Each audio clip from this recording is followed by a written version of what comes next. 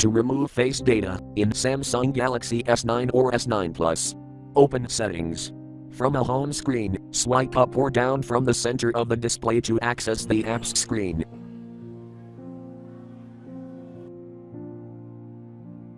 Tap Settings.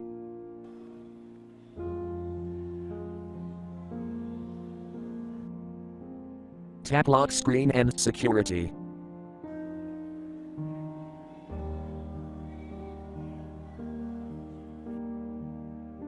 Tap Face Recognition.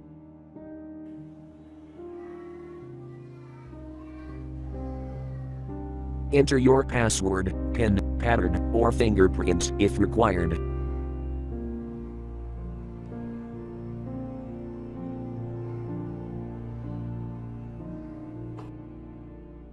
Tap Remove Face Data.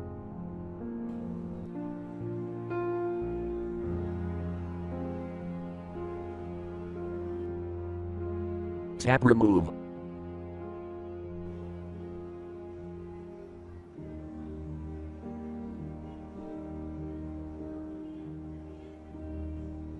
Thank you for watching. Have a nice day.